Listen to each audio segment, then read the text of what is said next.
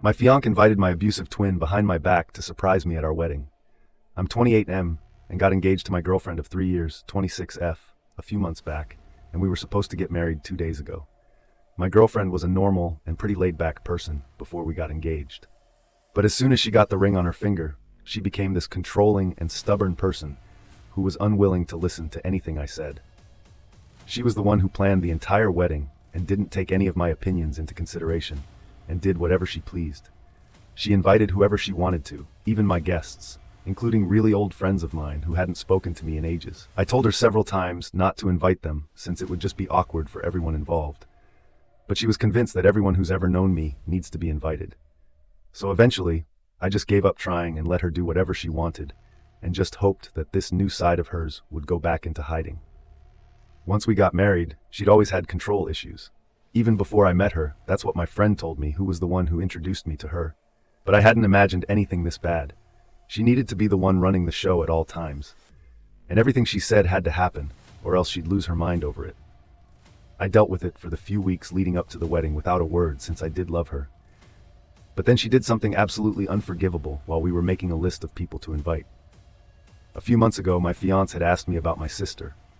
I was a little shocked, because I told her very clearly a few months into our relationship that I'd gone no contact with my sister 10 years ago and hadn't heard from her since, which is the way I want it to be. She'd met my family 6 months into the relationship, and when she'd seen the multiple family photos on the walls, of course she'd asked me who the identical girl standing beside me was in all my childhood photos. And I'd had to tell her about my estranged sister, my twin sister, 28F. And I went NC 10 years ago over an incident that changed my life for the worse. My sister and I weren't friends growing up, although it'd be easy to be misled by the pictures, since we looked like two happy kids constantly hugging and smiling. But that was only for the sake of our parents. Behind the scenes, we'd constantly be at odds over every little thing. It wasn't even the cute little sibling rivalries that most people might be thinking about right now. We didn't love each other. Deep down, we straight up hated each other and tried our very best to one-up the other all the time.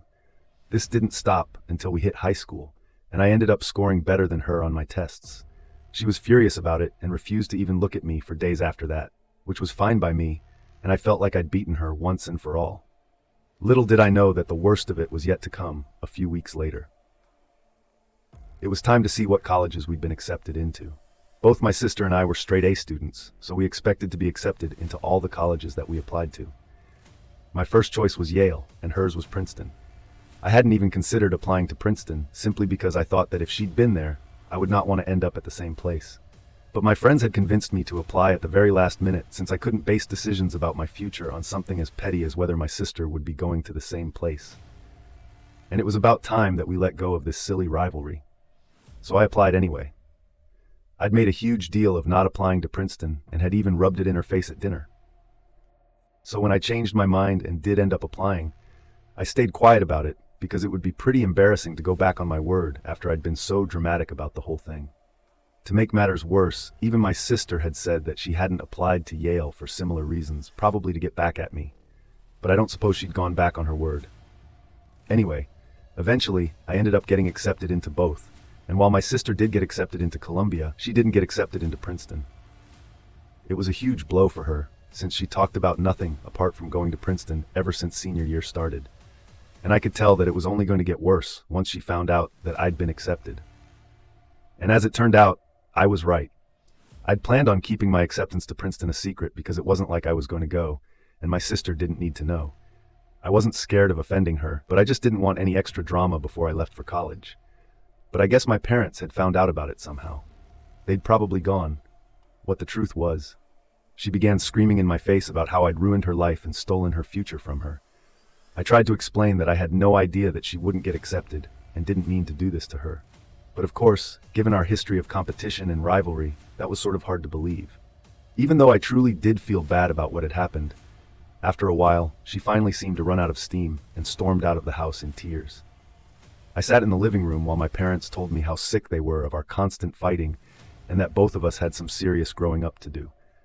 I couldn't blame them either, because they tried their very best to mend things between us. But we just seemed to have come out of the womb hating each other. So, they'd given up and had just let us do our own thing. Once we were in high school, I decided to take my parents' advice so that my sister and I could at least be civil to each other. So, 15 minutes after she left, I went out to talk to her. Most of our guests had left after my sister's outburst, and it was pretty dark outside. I couldn't see my sister out there and tried to call out her name. But before I knew what was happening, I felt something really hard hit the back of my head, and I collapsed to the ground. After that, I only remember being in excruciating pain and screaming out for help before I passed out. The next thing I knew, I was waking up in a hospital room with my wrist in a bandage. Once I'd woken up, my parents informed me that my psycho sister had been waiting outside for me to come out. When I called out her name, she hit me in the head with a freaking shovel. And then, for good measure, she'd stepped on my left wrist as hard as she could, which is why it was dislocated. I could hardly even believe what they were saying. Because while I had my fair share of differences with my sister, I couldn't even imagine doing something so psychotic and depraved to her, not just to her for that matter, but anyone at all. My parents had begged me not to press charges against my own sister, which is why I'd let that go. But after that, I never met my sister again or even asked my parents about her. I don't know what college she went to or where she went after that incident. My parents had sent her away, and I never asked where. I knew that they still kept in touch with her since they'd go away on the weekends. They wouldn't mention who they were going to visit, but I wasn't a fool. I knew they were going to see my sister. I never held it against them, since this was their best bet, keeping us apart from one another, since we clearly brought out the worst in each other.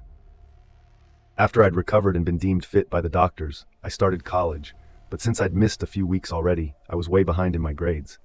That semester weren't satisfactory to me. On top of that, I used to get frequent migraines because of the head injury, and the lump at the back of my head was a constant reminder of what my own sister had done to me in a fit of rage. Needless to say, I was pretty emotionally disturbed that year, and had to get therapy to feel like myself again. It's been 10 years since, and I've moved on with my life. Now, my parents and I never talk about my sister, and neither does anyone else from my family.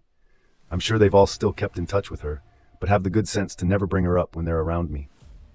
So, when my fiancé asked about her, I told her that we weren't inviting her and assumed that would be the end of the discussion. I'd never told her exactly what had happened, but I don't think I should have to be very honest. Just the fact that we haven't spoken in over 10 years should be reason enough for her to understand that I absolutely don't want my sister around, not now and not ever again. She should have respected that. But she started hounding me and didn't stop for days until I snapped at her and told her that if she brought my sister up again, then I'd call off the whole wedding. That seemed to shut her up for a while. But then, 2 days back on the day of our wedding, I realized what she'd done behind my back. On the day of our wedding, I was standing up in front of the minister waiting for my fiancé to walk down the aisle.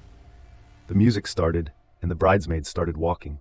And that's when I noticed my sister among them, walking arm in arm with one of my friends, who looked as confused as I felt. Even my sister looked really lost.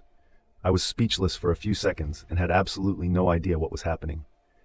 My fiancé finally walked down the aisle, looking really happy, and I didn't waste a second and asked her why my sister was there. When I categorically told her not to invite her under any circumstances, she told me that she didn't want to have that discussion and wanted to get married first. But obviously, that was not going to happen. Not anymore. So I told her that we needed to talk about this right now. And she admitted that she told my parents that I'd been talking about wanting to reconcile with my sister before getting married, which is how she'd managed to persuade them to give her my sister's address and contact info. She told me that she'd worked really hard to convince them just so she could surprise me. She even had the audacity to say that she thought it was about time that we made peace with our past, even though she had no idea what had actually happened 10 years ago. We were up there arguing back and forth for like 5 minutes while our guests waited. Finally, I realized that there was just no point in fighting for our relationship anymore. I was done and didn't want anything to do with this woman. So I just walked out of the wedding. I could hear her calling for me to come back, but I didn't pay any heed to it and continued walking until I reached my car. Then I started driving and kept driving until sunset. I couldn't find any decent hotels around, so I decided to sleep in my car. I canceled everything on the phone in the evening and ignored all the calls and messages from my fiancé and family on purpose. Thankfully, I had enough gas to go back home the next day. But as soon as I saw my fiancé's car in the driveway, I decided to live at a hotel instead. It's been 2 days and I haven't responded to any of my fiancé's calls or texts. My parents have also been trying to get through to me, but I can't bother with them right now. Honestly, I can't even believe they were stupid enough to think that I'd suggest reconciling with my sister ever and fell for my fiancé's lie. The least they could have done was call me up to confirm if this is what I wanted. but they chose to believe that this is the kind of surprise I would have wanted at my wedding. Most of all, I'm beyond pissed off at my fiancée because of what she did. She had absolutely no right to go behind my back, manipulate my parents, and then bring my sister, whom I'd been no contact with for 10 years, to our wedding. She created a royal mess of things, none of which would have happened if she had just respected what I'd said a few hours ago. She sent me a really long text about how she'd only found out about what had really happened all those years ago from my parents.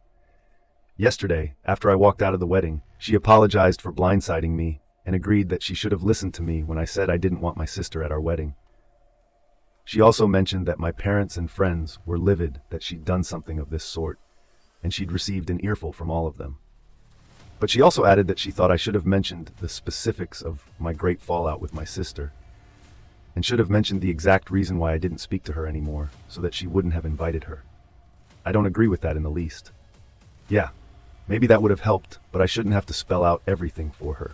It was a painful memory for me, and I don't like talking about it. Besides, she should have just believed me when I told her that I didn't want my sister anywhere near me. Nobody just cuts off their sister for 10 years without a valid reason, and she should have known that it was a horrible time for me. Maybe sometime in the future I would have told her, but until then, she could have just taken my word for it. I'm not getting married to her anymore. That's for sure. But I don't know if I owe her an apology either. I don't feel particularly sorry about it, and if anything, she should be the one apologizing without blaming me.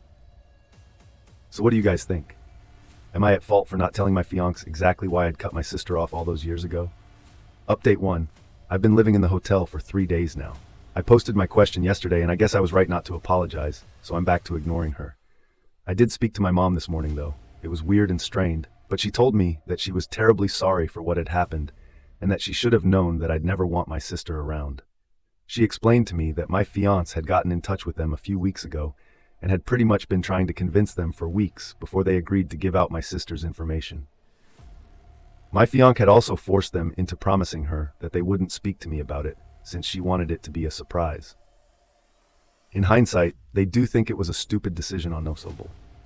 Obviously, she'll be the one moving out since the house is actually mine. I'll give her enough time to pack up and move out, which is more than what she deserves. Anyway, this relationship is definitely over now, and I'm honestly just relieved. Update 2. I told my fiancé a few days back that she needed to vacate the house as soon as possible and gave her 5 days to do it. Today is the 6th day, and I went back to my own house believing that she'd be gone by now, since she texted me back saying that she'd move out by today. So I went back home, and to my surprise, I found her waiting for me in the living room. Very cleverly, she'd probably managed to park her car somewhere else so that I'd think she wasn't there anymore, and I fell for it. I was really annoyed to see her there, and told her that I really wasn't in the mood to discuss anything with her right now. True to character, my fiancé didn't pay any attention to what I was saying, and started rambling about how she'd been worried sick for these past few days, and that I should have at least told her where I was. I don't know why, but for some reason, my fiancé had just assumed that in spite of everything that had happened, we could just resume our relationship and continue from where we'd left off as if she'd paused a game or something. When I didn't respond, she continued to speak and told me that it was really messed up on my part that I didn't let her in on the whole situation with my sister, and accused me of withholding information from her that could have put her in harm's way since she'd gone to visit my sister. That's when I lost it. I couldn't believe she had the audacity to even pretend that this was my fault.